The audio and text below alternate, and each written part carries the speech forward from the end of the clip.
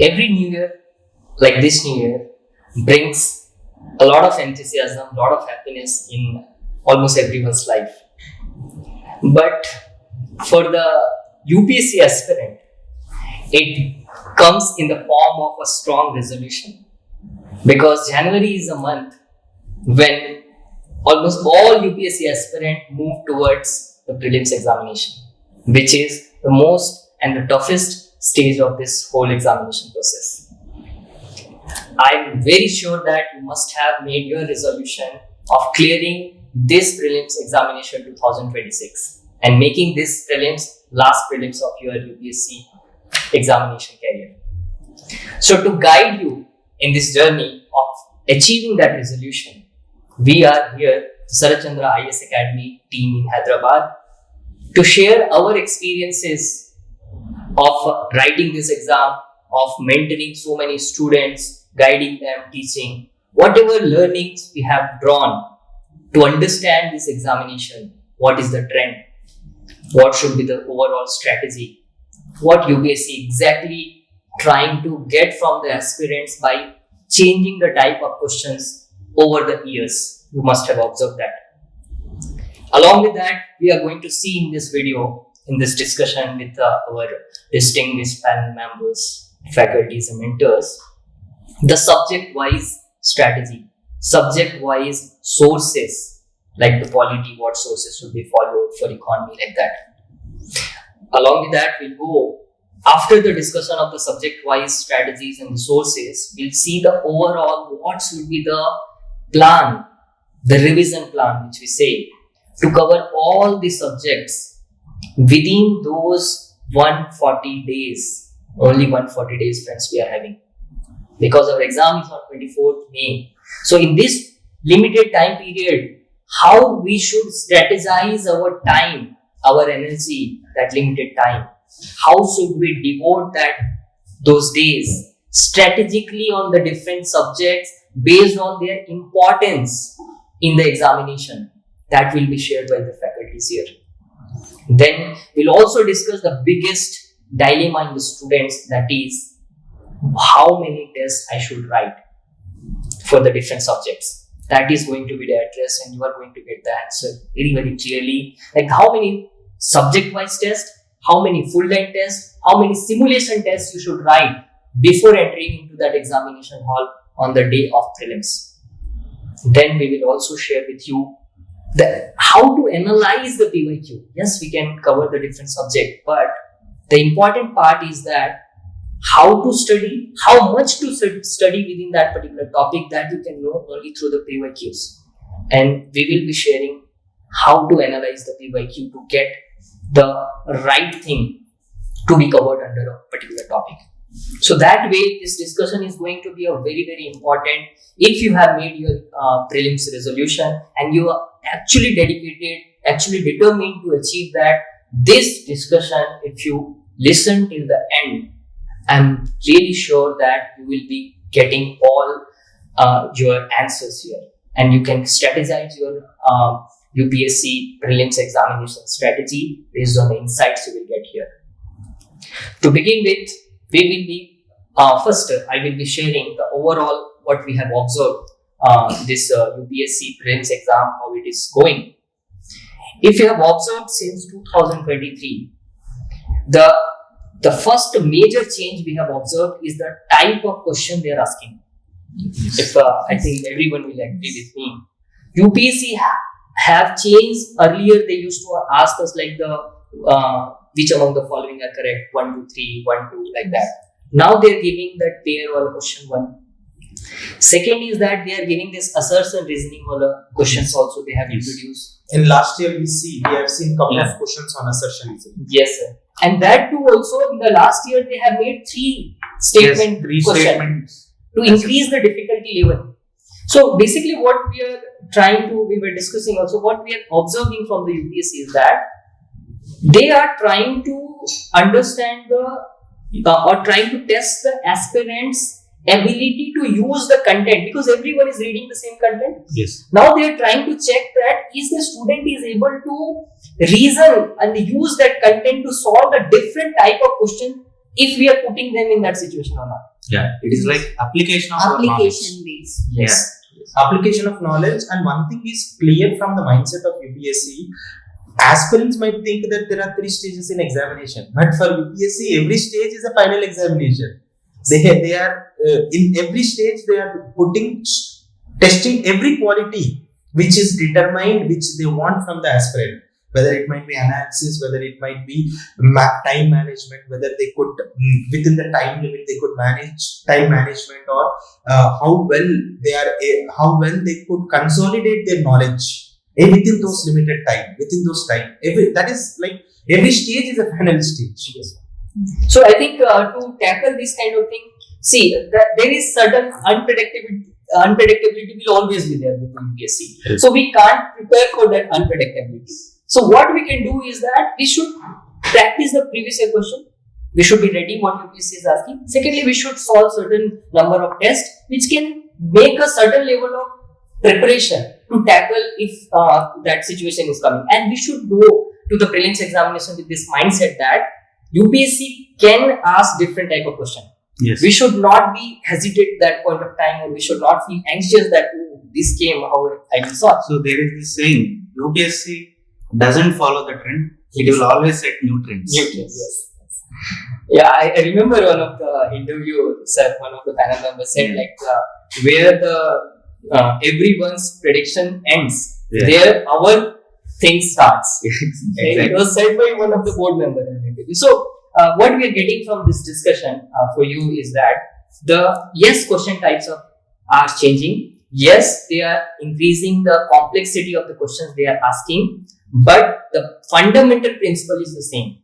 The concepts they are asking are the same. The nature, the way they are asking are only the difference. So we should not subjects are the same. So we should not leave that route. That is the understanding the core concept, revising them multiple times, and practicing those PYQs and the minimum number of tests. If you are going with this, we can tackle this the dilemma, this issue which is going on in the student's mind, that they are changing the type of question. We can solve that.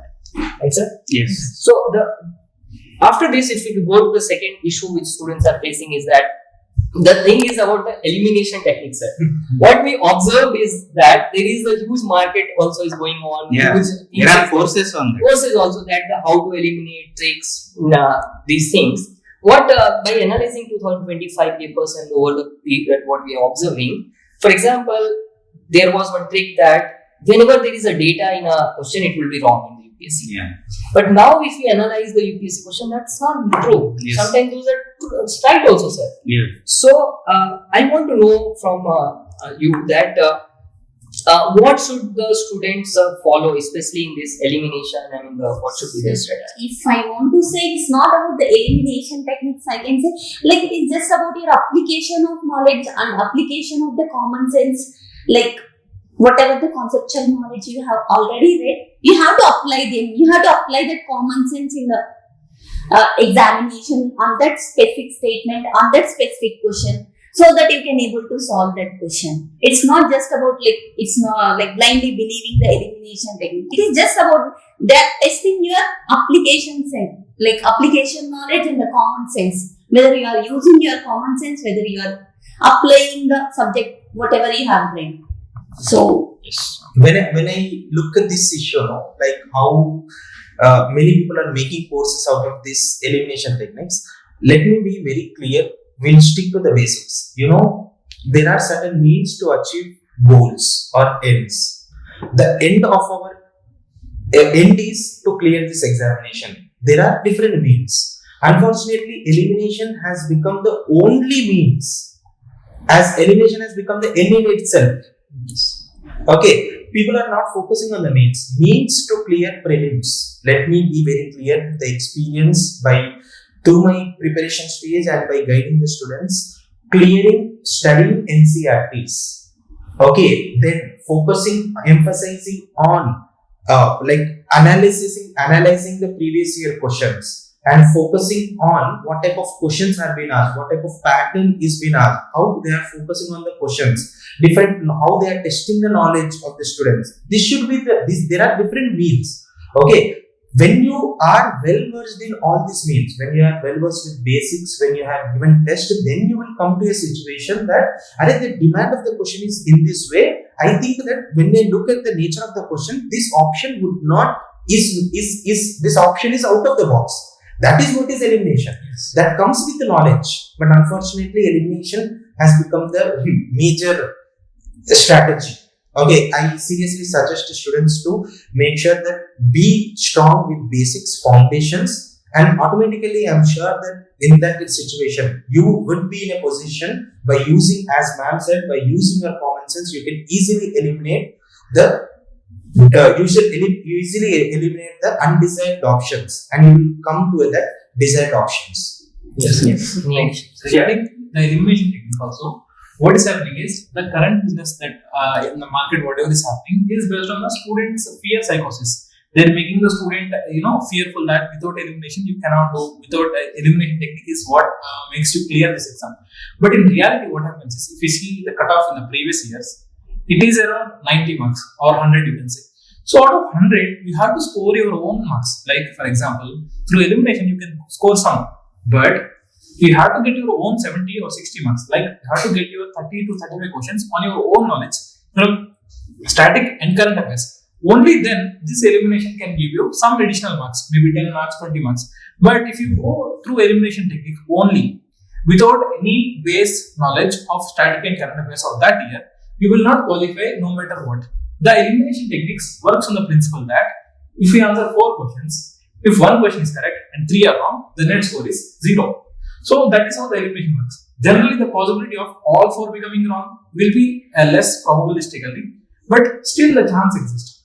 So the elimination techniques, whatever, no matter how much you practice them, will only add 10 to 15 marks. So they will not make you get the 90 marks. You should prepare your Lakshmikant, you should prepare your basic books, right? So that you can get 80 marks out of your own. Then this last stretch, maybe elimination help. If the initial base itself is shaky, then there is no chance you will clear prelims no matter how many elimination techniques you apply. Elimination techniques are the last aid in your preparation. That is the only thing they do. They will not make you clear prelims. Let me be very clear with that. Yeah, one more point. So normally, obviously in prelims, out of the 100 questions, okay, we might answer more than 80 questions. And out of 80 questions, generally, out of our preparation and from whatever we have prepared, there will be, if we have done a very good preparation, there will be around 50 to 55 questions which will be from our preparation side. But rest of the 25 to 30 questions, we need to make some kind of guesswork there. So generally here in this guesswork, people have included these elimination techniques. But when I tell the students, what I suggest is, yes, definitely you need to guess some options, you need to guess some answers. But the guessing should be in a constructive manner. So the guessing should be constructive guessing. Whatever the guessing that you are going to do, there should be some basis for that. There should be some logic behind that. It should be like application of your knowledge. By applying your knowledge and doing the guessing in a constructive manner. Then whatever the guessing you are doing, there will be some purpose to it. Not just using some kind of elimination technique blindly. Okay, you can use the elimination technique, but there should be some logic behind it. There should be some constructive guessing behind that. By applying the knowledge that we have. Sometimes the geography knowledge might help in solving a question from economy. So that is like, okay, cross-dimensional application of knowledge. So in that manner, with constructive guessing, with application of knowledge, we can actually answer many questions. Okay. So to summarize, basically what a student can get with this discussion is that the approach those 100 questions, our top priority should be solving the question based on the fundamental knowledge. We should cover our basics very clear from the standard books, NCERTs. That should be our primary background, primary basis to eliminate an option, not any guesswork or anything. That should be the primary thing. But with that primary source, we cannot solve all 100 questions. We can only go around 40-50 questions. But to clear this exam, at least we should go around this 80, 90, like that. Some question will be depends on the difficulty level. So to increase from those 40, 50 to 80, we need to do some guesswork, as Sir has mentioned. But here we should not make it a kind of formula. Whenever there is all, I should eliminate it because it's extreme. Whenever there is no, I should eliminate this because it is extreme. If we start making like this, that means it's like a made a formula without baseless thing. Exactly. That means that that elimination, that guesswork should be based on or the supported by common sense. Example, if the statement is saying India have all 30 critical minerals. Now if said all, if you are eliminating it but just seen by all, that's the not right way of elimination. There you have to think that, is it possible India can have all 30 critical minerals? If so, why India is importing something? And my point is that here you have to use this common sense. You have to reason, basically reasoned common sense. So what we understood is that knowledge should be the primary source, but we have to use the elimination, but that elimination should be supported by the common sense, so that students can take from this discussion. Right. So we have discussed this elimination, which is, I think, the students are major issues there. Yeah. So now coming to the next part, that is overall what we see the trend in terms of the subject wise. We go to the subject wise. Becomes very difficult. Sometimes students have this argument that the history, ancient history has the best weightage, sometimes IR has the more weightage. So every year we hear this kind of thing. Yes. So should student prioritize a particular subject? Should student give less priority to some subject? What should be the strategy of the students in this? We are not talking about a specific subject, but overall, when they have to strategize this 140 days, and within that, if they are planning for revision, which subject they should give more weightage, more time, whenever, and what basis they should decide on this? If we can throw some light on this, it will be very helpful for the students. Process, like when UPSC itself has given the detailed syllabus for prelims, okay, it includes at least every syllabus, every subjects, which clearly itself it says that every subject is important from the perspective of UPSC. On the same lines, in our UPSC preparation also, every subject is important. Yes, I do consider there are some subjects where weightage would be more. But the point here is, there is no hard and fast rule that same trend would follow. Exactly. Okay, so when you are asking me like what subject to which prioritize, I am saying no. Like, let me be very clear. The priority should be covering every subject with a planned way should be the priority. Your preparation should include 3 revisions, and whereby maximum try to focus on covering every subject. You know, now it was sure that before 5 years they did not ask questions from medieval history, but you see when it comes to now in prelims, medieval history based questions were asked. In history, I did not see, when I was preparing, I did not see questions with respect to certain terminologies which we use in medieval history. Now they are asking questions from terminologies. So this way you can see environment is like black. When we go with the trend, yes, environment and current affairs never lost their glory. Environment and current affairs will be always important. But my point here is, when this is an exam which is going to build your dream, everything which is in the syllabus is important. Okay, there are certain subjects like environment, polity, which are like easy to crack those questions. Such topics can become handy. Thank you. Okay. Yeah. So if we divide the overall subjects in prelims into 7 categories like polity, history, economy, geography, science and technology, environment and current affairs. Okay, these are 7. So generally when I tell to students that at least out of these 7 subjects, in 4 subjects minimum, you should have something like 80% of the preparation. Generally we can't achieve 100%. In any subject, we can't answer all the 100% in an effective manner, and you should not try for 100% as well. So at least in 4 subjects, your preparation should be at 80% level. In rest of the 3, it should be a minimum level of more than 60 to 70%. Why? Because I will give you an example. 1 year particularly in polity, generally many people take polity as one of their favorite subjects and they prepare very well because there is a definite source for that, like Lakshmika. In a particular year, there are only 2 questions from polity in the prelims. In 2016, if I am not wrong. So, in such a year, if you are overly dependent on polity, what will happen? So, you should give equal importance to all the subjects, at least 4 subjects, 80%, and minimum 60% in rest of the 3 subjects. So, this you can take like some kind of a formula, if I have to say. Sir, Sir, regarding films, as Sir mentioned, the trends will not always stick. They keep on fluctuating. So, too much reliance on the trends is also not very advisable. But one thing we have to say is that when it comes to practicality, for students who have a limited time, who have constraints of time, so for them we just suggest generally to go with high yielding topics where the weightage is currently high. We cannot predict the future, that we will give, but we're going by the probabilistic way. So in the current trend, polity we are getting around 20 questions, economy we are getting from 15 to 17 questions, in environment we are getting some 16 to 18 questions. So if you prepare this, if you take all of this itself is the half of the paper.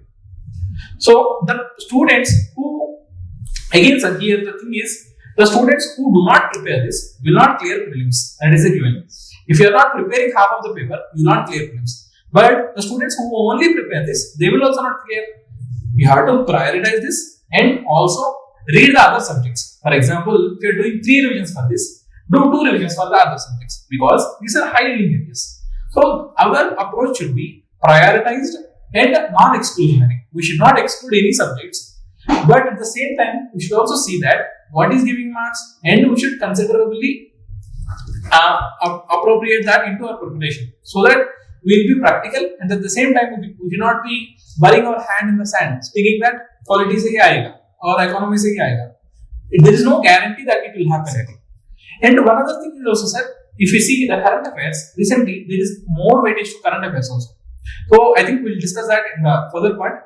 And regarding prelims preparation, what all is changing is in the recent times, with the inclusion of Indian Forest Service into the prelims, we are seeing an increased weightage to environment significantly across the last 5 to 7 years. So keeping that in mind, the students should also give increased priority to environmental topics, environmental current affairs, and the treaties and conventions and laws related to environment with an enhanced focus so that they will not miss prelims questions. so on the question of like which subject of this prelims preparation should be prioritized, which should give it least prioritize, the answer which we got through the discussion is that in the ideal case, one aspirant should go for the equal prioritization of the all subject, the 7 subject which Monica sir explained. Because as we had discussed in the previous topic also that you cannot predict UPSC. Sometimes they can get many questions on the medium history, then what we will do. So in the ideal case, an aspirant should go for the giving the proper prioritization and proper time to the every subject. But if an aspirant feels that they have not covered properly, they have very limited time and previously they have not covered the syllabus properly, so they have this limited time, and that time they should be strategic. Being strategic means here you have to do 2 things with the discussion what we understood. One is the prioritization of the point what Hari sir also mentioned. Whenever you do this prioritization, that means you have to compromise something in the other subject. That means you should be ready to take risk. So that risk will be there. So here comes the analysis of the previous year question and these all things where you prioritize the subject. And there we found that with the discussion that there are some subject which is more predictable questions are coming. For example, polity. Most questions are from the Constitution. So Constitution is one document only. So the questions will be similar and you can predict or you can solve and get the good marks there. Economy conceptual question, geography conceptual question. History also, modern history is more known to the student, but the medieval and the ancient history, there is more uncertainty is there, more unpredictable question is there. So there you can give little less priority compared to the modern history. So that way you can segregate. Similarly, environment has the huge weightage. So there it requires more focus, but still that has certain element of current affairs. And then when it comes to current affairs, preparing it also becomes a dicey thing. So these factors one aspirant should take care while prioritizing, which are where I can get more marks with less effort, like the polity, economy, geography, modern history. And then comes this current affairs part, and this which have the little unpredictability. There you have to be more strategic on covering some important aspect of that particular topic. For example, environment, where institutions they are asking about convention. So there our focus should be more than the very, very random one or two questions are asking. What happens is that students try to focus that unusual question. So they try to follow that one question, because of that they try to follow the news sources. Yeah. That should not be the approach. We should be focused on some of the topic. That we got to that clarity from this particular discussion.